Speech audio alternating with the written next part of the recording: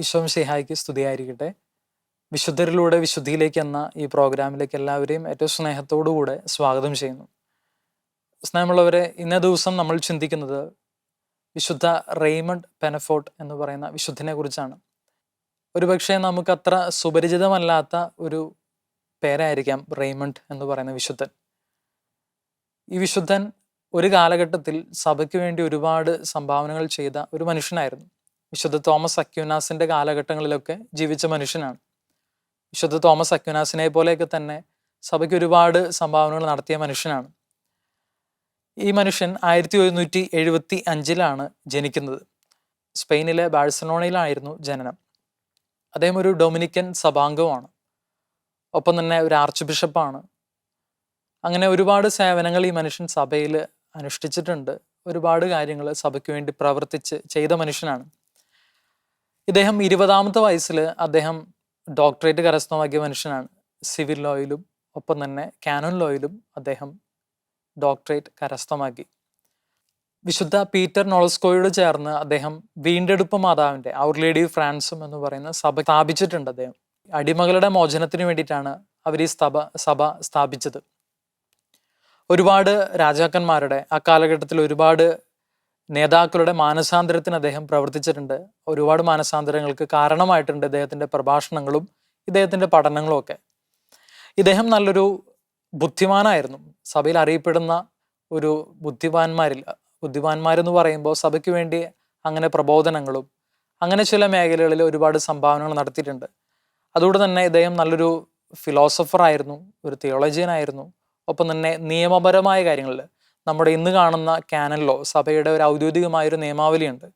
ആ കാലഘട്ടത്തിൽ അദ്ദേഹം നിയമാവലികൾ ക്രോഡീകരിക്കുന്നതിന്, അതിനെ ഒരുമിച്ച് കൂട്ടുന്നതിന്, സ്കാറ്റേഡായിരുന്ന ആ ഒരു നിയമങ്ങളെ, ചിതറിക്കപ്പെട്ടിരുന്നതിനെയൊക്കെ ഒന്ന് ഒരുമിച്ച് കൂട്ടി ക്രോഡീകരിക്കാൻ അദ്ദേഹം സംഭാവനകൾ ചെയ്തിട്ടുണ്ട്. അങ്ങനെ മഹത്തരമായ ചില കാര്യങ്ങൾ സഭയ്ക്ക് വേണ്ടി ചെയ്തിട്ടുണ്ട്. ഒപ്പം തന്നെ അദ്ദേഹം നല്ലൊരു കുമ്പസാരക്കാരനായിരുന്നു. ഒരുപാട് വ്യക്തികളുടെ മാർപ്പാപ്പയുടെ, ഗ്രിഗറി 9-ാമൻ മാർപ്പാപ്പയുടെ ഔദ്യോഗികമായൊരു കൺഫസറായിരുന്നു അദ്ദേഹം, കുമ്പസാരക്കാരനായിരുന്നു. അതുകൊണ്ട് തന്നെ ആ കാലഘട്ടത്തിൽ കുമ്പസാരിക്കുന്നവർക്ക് വേണ്ടി, കുമ്പസാരത്തിന് ഒരുങ്ങുന്നവർക്ക് വേണ്ടിയിട്ട് ഒരു മാനുവൽ, അതിനു വേണ്ടിയിട്ട് ഒരു പ്രത്യേക പുസ്തകം പോലും അദ്ദേഹം പ്രചരിപ്പിച്ചിട്ടുണ്ട്, എഴുതാനായിട്ട് ഇടയായിട്ടുണ്ട്. ചുരുക്കി പറയുകയാണെങ്കിൽ 60-ാമത്തെ വയസ്സിൽ അദ്ദേഹം ഒരു ആർച്ച് ബിഷപ്പായിട്ട് തിരഞ്ഞെടുക്കപ്പെടുന്നുണ്ട്. പിന്നീട് അദ്ദേഹം അതിൽ നിന്നും പിൻവാങ്ങി ഡൊമിനിക്കൻ സഭയുടെ സുപ്പീരിയർ ജനറലായിട്ട് മാറുന്നുണ്ട്. അങ്ങനെ ഒരുപാട് ഉന്നതങ്ങളിൽ പ്രവർത്തിക്കാനും ഇദ്ദേഹം ഇടയായിട്ടുണ്ട്. ഇതെല്ലാം ചുരുക്കി പറഞ്ഞ മേഖലയാണ്. ഇനി ആദ്യം തൊട്ട് എടുക്കുകയാണെങ്കിൽ ഈ മനുഷ്യന്റെ ജീവിതത്തിൽ 20-ാമത്തെ വയസ്സ് മുതൽ അല്ലെങ്കിൽ ചെറുപ്രായം മുതൽ ഈ മനുഷ്യന്റെ പുണ്യങ്ങളിൽ എടുത്തു പറയേണ്ട 2 പുണ്യങ്ങളാണ്. ഒന്ന് വിനയവും ആത്മാക്കളുടെ രക്ഷയ്ക്കായിട്ടുള്ള അദ്ദേഹത്തിൻ്റെ ഉത്സാഹവും. നമുക്കറിയാം, സഭയിൽ ഒരുപാട് വിശുദ്ധരുണ്ട്, എണ്ണിയാലൊടുങ്ങാത്ത വിശുദ്ധരുണ്ട്. ആ വിശുദ്ധരുടെ ചില പ്രത്യേകമായിട്ടുള്ള കാര്യങ്ങളാണ് നമ്മൾ എടുത്തു പ്രാർത്ഥിക്കുന്നതും അതിനുവേണ്ടി അവരുടെ മാധ്യസ്ഥം നമ്മൾ തേടി പ്രാർത്ഥിക്കുന്നു. വിശുദ്ധ റെയ്മണ്ടിനെ കുറിച്ച് ഇന്ന ദിവസം ഞാൻ പറയുമ്പോൾ ഈ ദിവസം നമുക്ക് പ്രാർത്ഥിക്കാം 2 പ്രത്യേകമായ പുണ്യങ്ങൾ കൊണ്ട് നമ്മൾ നിറയപ്പെടാനായിട്ട്. ഒന്നാമത്തെ പുണ്യം എന്ന് പറയുന്നത് അത് വിനയം എന്ന പുണ്യമാണ്. എല്ലാ വിശുദ്ധരിലും ഉണ്ടായിരുന്ന ഒരു പുണ്യം തന്നെയാണ്. ഒപ്പം തന്നെ രണ്ടാമത്തെ ഒരു കാര്യം ആത്മാക്കളുടെ രക്ഷയ്ക്ക് വേണ്ടിയിട്ടുള്ള ശുഷ്കാന്തി, അല്ലെങ്കിൽ അപരൻ്റെ, നമ്മുടെ കൂടെയുള്ള വ്യക്തികളുടെ ആത്മാക്കളുടെ രക്ഷയ്ക്ക് വേണ്ടി, ഒപ്പം തന്നെ സ്വന്തം ആത്മാവിൻ്റെ രക്ഷയ്ക്ക് വേണ്ടിയിട്ടും നമുക്ക് ഇന്ന ദിവസം ഈ വിശുദ്ധൻ്റെ മാധ്യസ്ഥം നേടി നമുക്ക് പ്രാർത്ഥിക്കാം. വിശുദ്ധ റെയ്മണ്ട് എല്ലാ കാനോൻ ലോയേഴ്സിൻ്റെ മധ്യസ്ഥനായിട്ടാണ് അറിയപ്പെടുന്നത്. എല്ലാ കാനോൻ ലോയേഴ്സിൻ്റെ, കാനോൻ നിയമം പഠിക്കുന്നവരുടെ അല്ലെങ്കിൽ കാനോൻ നിയമം കൈകാര്യം ചെയ്യുന്നവരുടെയൊക്കെ മധ്യസ്ഥനായിട്ടാണ് അദ്ദേഹം അറിയപ്പെടുന്നത്. ഞാൻ കുറച്ചു മുമ്പ് പറഞ്ഞായിരുന്നു, കാനോൻ നിയമമായിട്ട് ബന്ധപ്പെട്ട് ഒരുപാട് പ്രധാനപ്പെട്ട കോൺട്രിബ്യൂഷൻസ്, സംഭാവനകൾ ഈ മനുഷ്യൻ സഭയ്ക്ക് വേണ്ടി പ്രദാനം ചെയ്തിട്ടുണ്ട്.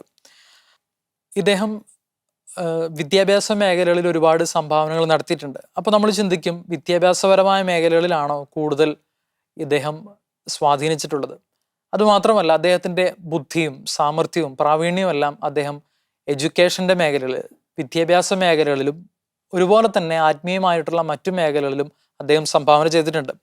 അദ്ദേഹത്തിൻ്റെ പ്രസംഗങ്ങളിൽ, അദ്ദേഹത്തിൻ്റെ പ്രഭാഷണങ്ങളൊക്കെ ഒരുപാട് വിശുദ്ധരെയും ഒരുപാട് പാപികളെയും ഒരേപോലെ മാനസാന്തരത്തിലേക്കും നയിച്ചിട്ടുണ്ട്. ഒരേപോലെ അവരെല്ലാവരെയും സ്വാധീനിച്ചിട്ടുണ്ട്. ഇദ്ദേഹം ഒരു കാലഘട്ടത്തിൽ അദ്ദേഹത്തിൻ്റെ കഴിവിനെയും പ്രാവീണ്യത്തെയും മുൻനിർത്തി അന്നത്തെ മാർപ്പാപ്പ അദ്ദേഹത്തിനെ സ്പെയിനിലെ ടാരഗോൺ അതിരൂപതയുടെ ആർച്ച് ബിഷപ്പായിട്ട് അദ്ദേഹത്തെ നിയമിച്ചു. നിയമിതനായതിനു ശേഷം വെറും 2 വർഷം മാത്രമാണ് അദ്ദേഹം അവിടെ സേവനമനുഷ്ഠിച്ചത്, ഒരു ആർച്ച് ബിഷപ്പായിട്ട്. കാരണം അദ്ദേഹത്തിൻ്റെ എളിമ, അദ്ദേഹത്തിൻ്റെ വിനയം അതിന് സമ്മതിച്ചില്ല. അദ്ദേഹം മനസ്സിലാക്കി, ഞാൻ ഇതിനല്ല തിരഞ്ഞെടുക്കപ്പെട്ടിരിക്കുന്നത്, ഞാൻ ഇതിനു വേണ്ടിയിട്ടല്ല വിളിക്കപ്പെട്ടിരിക്കുന്നത്, എനിക്ക് ഇതിലും കൂടുതൽ കാര്യങ്ങൾ ഇനിയും ചെയ്യാനുണ്ടെന്ന് മനസ്സിലാക്കി അദ്ദേഹം അതിൽ നിന്നും പിൻവാങ്ങുന്നത് ചരിത്രത്തിൽ നമ്മൾ കാണുന്നുണ്ട്.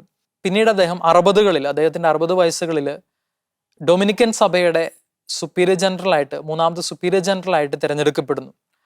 അവിടെയും അദ്ദേഹം 2 വർഷം മാത്രമാണ് സേവനമനുഷ്ഠിച്ചത്. ആ 2 വർഷം തീഷ്ണതയോടുകൂടെ സഭയ്ക്ക് വേണ്ടി അദ്ദേഹം ഓടിയിട്ടുണ്ട്. കാൽനടയായിട്ട് സഭാംഗങ്ങളുടെ അല്ലെങ്കിൽ സഭയുടെ ആശ്രമങ്ങളിലൂടെ കയറി ഇറങ്ങിയിട്ടുണ്ട് എന്ന് അദ്ദേഹത്തിൻ്റെ ചരിത്രത്തിൽ പറയുന്നുണ്ട്. എന്തുകൊണ്ടാണ് ഇത്രയും വലിയ 2 അംഗീകാരങ്ങൾ സഭ ഇദ്ദേഹത്തിൻ്റെ തലയിൽ വെച്ചു കൊടുത്തിട്ടും ഇദ്ദേഹത്തിനെ ഭരമേൽപ്പിച്ചിട്ടും അതെല്ലാം വേണ്ടെന്ന് വെച്ച് സാധാരണക്കാരനായിട്ട് അദ്ദേഹം ഇറങ്ങിപ്പോകുന്നത്? അദ്ദേഹത്തിൻ്റെ അഹങ്കാരമല്ല, അദ്ദേഹത്തിൻ്റെ എളിമയാണ്, അദ്ദേഹത്തിൻ്റെ വിനയമായിരുന്നു. ഒരുപക്ഷെ നമ്മളൊന്ന് ചിന്തിച്ചു നോക്കണം, ഇത്രയും വലിയ അംഗീകാരം ലഭിച്ചിട്ടും അത് വേണ്ടാന്ന് വെച്ചത് അദ്ദേഹത്തിൻ്റെ മനസ്സിൻ്റെ വലുപ്പമാണ്. നമ്മൾ ഈ കാലഘട്ടത്തിൽ ഇന്ന് വിശുദ്ധ റെയ്മണ്ടിനെ കുറിച്ച് ചിന്തിക്കുമ്പോൾ നമ്മൾ ഈ ഒരു വലിയ കൃപയ്ക്കായിട്ട് പ്രാർത്ഥിക്കാം. നമ്മൾ ചെയ്യുന്ന ജോലി ചെയ്യുന്ന സ്ഥാപനങ്ങളിലും പഠിക്കുന്ന വിദ്യാഭ്യാസ സ്ഥാപനങ്ങളിലും ഒരുപക്ഷെ പുരോഹിതന്മാരായിരിക്കാം, സമർപ്പിതരായിരിക്കാം, അൽമാരായിരിക്കാം, കുടുംബനാഥയൊക്കെ ആയിരിക്കാം. നമ്മൾ എവിടെയായിരുന്നാലും ഒന്നാമതെത്തണമെന്നും അംഗീകരിക്കപ്പെടണമെന്നും ആരാലും അറിയപ്പെടണമെന്നൊക്കെ ആഗ്രഹിക്കുന്നവരാണ് നമ്മൾ. ഒപ്പം ഈ ഒരു സമയത്ത് വിശുദ്ധിനെ കുറിച്ച് ചിന്തിക്കുമ്പോൾ നമുക്ക് ഇങ്ങനെയൊന്ന് പ്രാർത്ഥിക്കാം.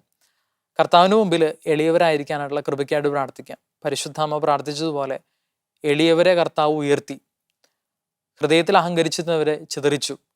എളിമയുള്ള ഹൃദയത്തിലേക്കാണ് ദൈവത്തിൻ്റെ കൃപ ഒഴുകിയിറങ്ങുന്നത് നമുക്ക് മനസ്സിലാക്കാൻ പറ്റും.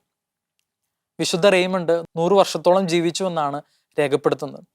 100ാമത്തെ വയസ്സിൽ അദ്ദേഹം മരിക്കുമ്പോൾ ഒരുപക്ഷെ തിരിഞ്ഞു നോക്കിയപ്പോൾ അദ്ദേഹത്തിന് അഭിമാനത്തോടു കൂടെ കാണാൻ പറ്റിയ കാര്യം അദ്ദേഹത്തിൻ്റെ ഈ ചില നേട്ടങ്ങൾ ഉപേക്ഷിച്ചതൊക്കെ ആയിരിക്കാം. ചില ഉപേക്ഷകൾ അദ്ദേഹത്തെ അതിനേക്കാളും വലിയ കാര്യങ്ങളിലേക്ക് ഉയർത്തി. ഒരുപക്ഷെ ആർച്ച് ബിഷപ്പ് ആവുന്നതിനേക്കാൾ, സുപ്പീരിയർ ജനറൽ ആവുന്നതിനേക്കാൾ ഒരു വിശുദ്ധനാകുന്നതാണ് ഏറ്റവും വലിയ പ്രധാനപ്പെട്ടതെന്ന് അദ്ദേഹം മനസ്സിലാക്കിയിട്ടുണ്ട്. നമുക്കും അങ്ങനെ തന്നെ ചിന്തിക്കാൻ തുടങ്ങാം. ഒരുപക്ഷെ നേട്ടങ്ങളെക്കാൾ വിശുദ്ധനായിരിക്കുക എന്നുള്ളത് വലിയൊരു കാര്യമാണ്. നമ്മൾ സഭയിലായിരിക്കുന്നതും ഈ ലോകത്തിൽ ജീവിക്കുന്നതും വിശുദ്ധിയിലേക്കാണ് നമ്മളെല്ലാവരും വിളിക്കപ്പെടുന്നത്. അതുകൊണ്ടാണ് ഇന്നേ ദിവസം നമ്മൾ ഇങ്ങനെ ചിന്തിക്കുന്നത്, ഈ വിശുദ്ധനിലൂടെ വിശുദ്ധിയിലേക്ക്. ഒരുപാട് വിശുദ്ധരുടെ ജീവിതം നമ്മളെ വിശുദ്ധിയിലേക്ക് നയിക്കാൻ ഇടയാകും. നമുക്ക് ആ ഒരു പുണ്യത്തിനായിട്ട് വിശുദ്ധന്റെ മാധ്യസ്ഥം നേടി പ്രാർത്ഥിക്കാം. ഫാദർ റെയ്മണ്ട് അദ്ദേഹത്തിന്റെ അവസാന കാലഘട്ടത്തിൽ അദ്ദേഹം പിൻവാങ്ങുകയാണ് ജീവിതത്തിൽ. പിൻവാങ്ങുന്ന സമയത്ത് അദ്ദേഹത്തിന്റെ ആഗ്രഹം ഇതായിരുന്നു, അദ്ദേഹത്തിന്റെ ചില മേഖലകളിൽ കുറെ കൂടിയും സഭയ്ക്ക് എന്തെങ്കിലുമൊക്കെ ചെയ്യണം.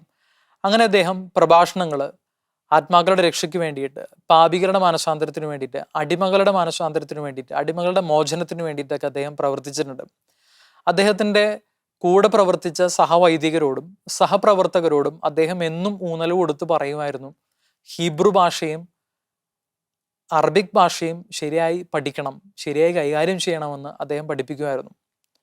അതുകൊണ്ടാണ് വിശുദ്ധ തോമസ് അക്വിനാസ്, ആ കാലഘട്ടത്തിൽ ജീവിച്ചിരുന്ന വിശുദ്ധനായിരുന്നു, ഒരു വൈദികനായിരുന്നു. ആ വൈദികനോട് അദ്ദേഹം പ്രേരിപ്പിച്ചിട്ടുണ്ട്, വിജാതിയർക്ക് വേണ്ടിയിട്ട് ചില കൃതികൾ എഴുതണം, ചില സംഭാവനകൾ നമ്മൾ എഴുത്തിലൂടെ കൊടുക്കണമെന്ന് പറഞ്ഞ് വിശുദ്ധ തോമസ് അക്വിനാസിനെ കൊണ്ട് ആ കാലഘട്ടത്തിൽ അദ്ദേഹം ഒരു പ്രബന്ധം തയ്യാറാക്കിയിട്ടുണ്ട്. അദ്ദേഹം എന്തുകൊണ്ടാണ് ഹീബ്രു ഭാഷ പഠിക്കണമെന്നും അറബിക് ഭാഷ പഠിക്കണമെന്നും പറയാൻ കാരണം, യഹൂദരുടെ ഇടയിലേക്ക് ഇറങ്ങിച്ചെല്ലണമെങ്കിൽ ഹീബ്രു പഠിക്കണമായിരുന്നു. ഇസ്ലാം മതവിശ്വാസികളുടെ ഇടയിലേക്ക് ക്രിസ്തുവിനെ കുറിച്ച് പറഞ്ഞു കൊടുക്കാൻ ഇറങ്ങിച്ചെല്ലണമെങ്കിൽ അവരുടെ ഭാഷ പഠിക്കണമായിരുന്നു. അദ്ദേഹം അത് പഠിക്കാനായിട്ട് സ്കൂളുകൾ സ്ഥാപിച്ചിട്ടുണ്ട്, അനേകം വ്യക്തികളെ പ്രേരിപ്പിച്ചിട്ടുണ്ട്. അങ്ങനെ ഒരുപാട് യഹൂദരെയും ഒരുപാട് ഇസ്ലാം മതവിശ്വാസികളെയും അദ്ദേഹം മാനസാന്തരപ്പെടുത്തിയെന്നും ഈശോയെക്കുറിച്ച് അവർക്ക് പറഞ്ഞു കൊടുത്ത് ജ്ഞാനസ്നാനപ്പെടുത്തിയെന്നും നമ്മൾ പിന്നീട് കാണുന്നുണ്ട്. വെറും 18 വർഷം കൊണ്ട് 10,000-ഓളം അധികം മനുഷ്യരെ അദ്ദേഹം ജ്ഞാനസ്നാനപ്പെടുത്തി, മാമുദീസ നൽകിയെന്ന് അദ്ദേഹത്തിൻ്റെ ചരിത്രത്തിൽ അദ്ദേഹം തന്നെ എഴുതി വയ്ക്കുന്നുണ്ട്.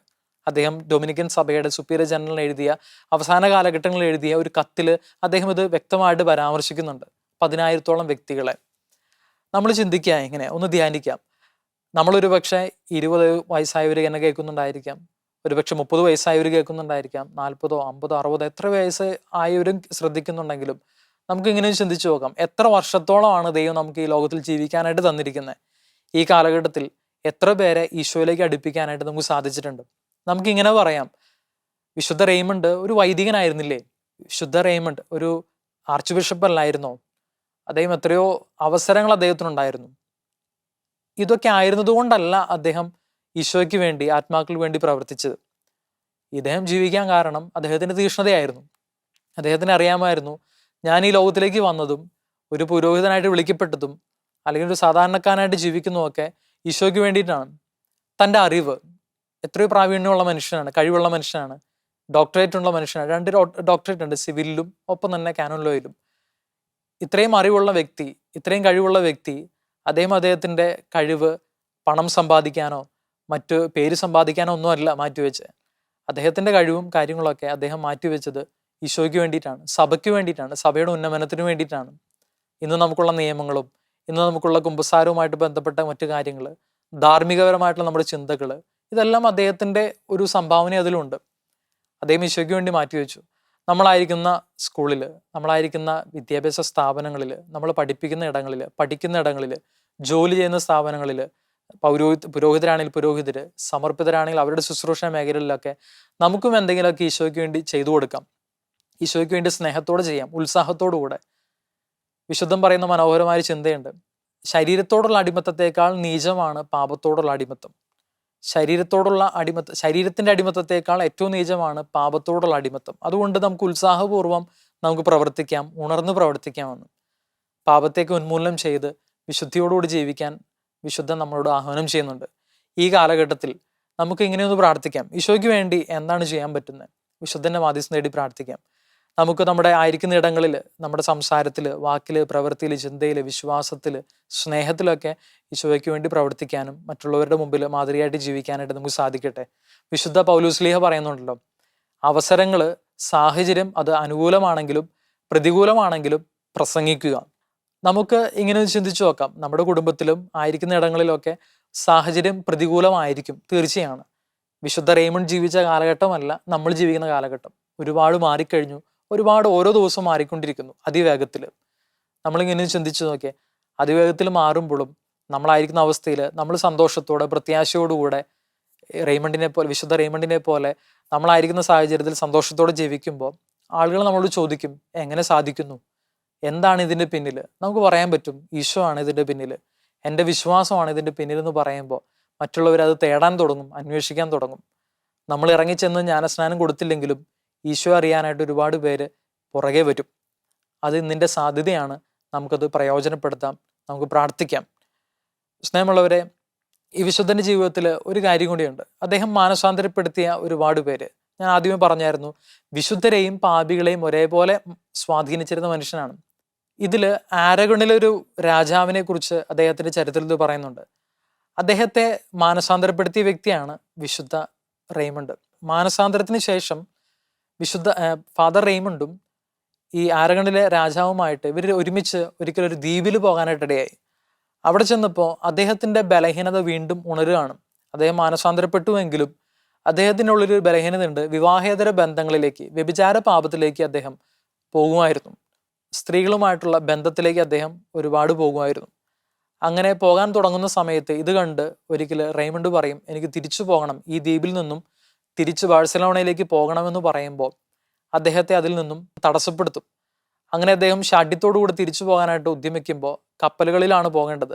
അദ്ദേഹത്തിനൊരു സാധ്യതയുമില്ല. ആ സാധ്യതയില്ലാത്ത സമയത്ത് അദ്ദേഹത്തിൻ്റെ കാപ്പയെടുത്ത് വെള്ളത്തിലേക്ക് ഇടുമെന്ന് പറയുന്നു. വെള്ളത്തിലേക്ക് ഇട്ടു. ഉടനെ മിന്നൽ വേഗത്തിൽ അദ്ദേഹം കപ്പലിൽ കയറി ബാഴ്സലോണയിലേക്ക് പോയി എന്ന് ചരിത്രത്തിൽ പറയുന്നുണ്ട്. അങ്ങനെ അദ്ദേഹത്തിൻ്റെ ജീവിത കാലഘട്ടങ്ങളിൽ ഇതുപോലെ ഒരുപാട് രാജാക്കന്മാരെയും ഒരുപാട് ഉന്നത പദവിയിലിരുന്നവരെ അദ്ദേഹം സ്വാധീനിക്കാനായിട്ട് ഇടയായിട്ടുണ്ട്. അദ്ദേഹത്തിൻ്റെ ജീവിത കാലഘട്ടത്തിലെ അവസാന കാലഘട്ടങ്ങളിൽ മരണാസന്നനായിട്ട് അദ്ദേഹം മരണത്തോട് മല്ലിട്ട് കിടക്കുന്ന സമയത്ത് അദ്ദേഹത്തിന് ചുറ്റിലും ഒരുപാട് രാജാക്കന്മാരും ഒരുപാട് ഉന്നതമായ അവസ്ഥയിലുള്ളവരും ഒക്കെ കൂടി നിരുന്നു എന്നാണ് പറയുക. അദ്ദേഹത്തിന് വേണ്ടി പ്രാർത്ഥിക്കാനും അദ്ദേഹത്തിന് വേണ്ടി ഉപവസിക്കാനും അവർ ചുറ്റിലും ഉണ്ടായിരുന്നു. ഇതൊക്കെ എങ്ങനെ സാധിച്ചു ഈ മനുഷ്യൻ ആയിരുന്ന കാലഘട്ടത്തിൽ ഉത്സാഹത്തോടുകൂടെ കർത്താവിന് വേണ്ടി പ്രവർത്തിച്ചപ്പോൾ ഒരുപാട് പേരെ അദ്ദേഹത്തിന് ആകർഷിക്കാൻ പറ്റി, ക്രിസ്തുവിലേക്ക് ആകർഷിക്കാൻ പറ്റി.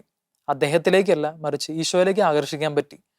നമ്മുടെ അവസാന കാലഘട്ടങ്ങളിൽ നമ്മൾ മരിക്കാനായിട്ട് കിടക്കുമ്പോൾ നമുക്കിങ്ങനെ ചിന്തിക്കാം, എത്ര പേര് നമ്മുടെ ചുറ്റിലുണ്ടായിരിക്കും. നമുക്കൊന്ന് ചിന്തിച്ചു നോക്കാം, എത്ര ആത്മാക്കളെ നമ്മൾ നേടി നമ്മുടെ പൗരോഹിത്യ ശുശ്രൂഷകളിലൂടെ. ഒരു അപ്പനെന്ന നിലയിൽ, അമ്മയെന്ന നിലയിൽ, ഒരു മക്കളെന്ന നിലയിലൊക്കെ നമ്മൾ എത്ര പേരെ ഈശോയ്ക്ക് വേണ്ടി നേടിയെന്നുള്ളത് വലിയൊരു ചോദ്യമാണ്.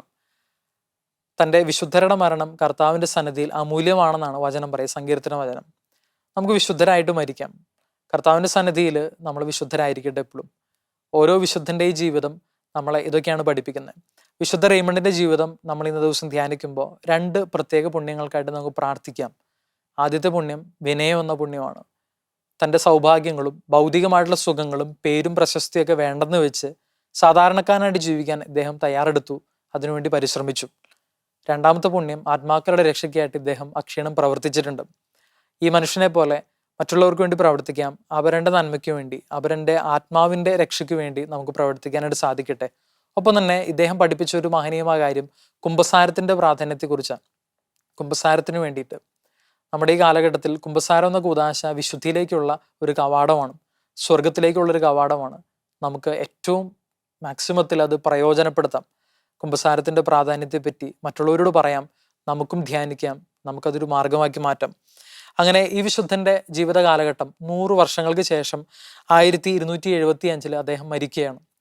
ഒപ്പം തന്നെ മരണത്തിന് ശേഷം തന്നെ ഒരുപാട് ആ മരിച്ച നാളുകളിൽ തന്നെ ഒരുപാട് അത്ഭുതങ്ങൾ നടന്നിരുന്നു പറയുന്നുണ്ട്, സാക്ഷ്യപ്പെടുത്തുന്നു. ഒരുപാട് മാനസാന്തരങ്ങൾ അദ്ദേഹത്തിൻ്റെ മരണ സമയങ്ങളിൽ നടന്നിരുന്നു എന്ന് ചരിത്രം സാക്ഷ്യപ്പെടുത്തുന്നുണ്ട്. അങ്ങനെ 1601 അദ്ദേഹം വിശുദ്ധനായിട്ട് സഭയിൽ പ്രഖ്യാപിക്കപ്പെടുന്നത്. വർഷങ്ങൾക്ക് ശേഷം വിശുദ്ധനായിട്ട് പ്രഖ്യാപിക്കപ്പെടുമ്പോൾ നമുക്കിങ്ങനെ ചിന്തിക്കാം, വിശുദ്ധ റെയ്മണ്ട് നമുക്ക് വേണ്ടി, സഭയ്ക്ക് വേണ്ടി ഈ കാലഘട്ടത്തിൽ പ്രാർത്ഥിക്കുന്നുണ്ട്, ഒരുപാട് വ്യക്തികളുടെ മാനസാന്തരത്തിനും വിശുദ്ധീകരണത്തിനായിട്ട്. സ്നേഹമുള്ളവരെ, നമുക്കും ഇന്നും ക്രൈസ്തവരുടെ ഇടയിലും ഒരേപോലെ പ്രവർത്തിക്കാനായിട്ട് നമുക്ക് തുടങ്ങാം. ഒരുപക്ഷെ സാഹചര്യങ്ങൾ പ്രതികൂലമാണെങ്കിൽ പോലും നമുക്ക് ഇറങ്ങാനായിട്ട് ഒരാഗ്രഹം ഉണ്ടായിരിക്കട്ടെ. അപ്പോൾ പരിശുദ്ധാത്മാവ് നമ്മളെ നയിക്കും. നമ്മൾ ആഗ്രഹിക്കാത്ത മേഖലകളിലേക്ക് പോലും പരിശുദ്ധാത്മാവ് നമ്മളെ നയിക്കും. ദൈവത്തിൻ്റെ ആത്മാവ് നമ്മളെ കൂട്ടിക്കൊണ്ടുപോകും. നമുക്ക് വിശുദ്ധിയോടുകൂടിയായിരിക്കാം, എപ്പോഴും ഒരുങ്ങിയായിരിക്കാം. ദൈവം നമ്മളെല്ലാവരെയും അനുഗ്രഹിക്കട്ടെ. ആമേൻ.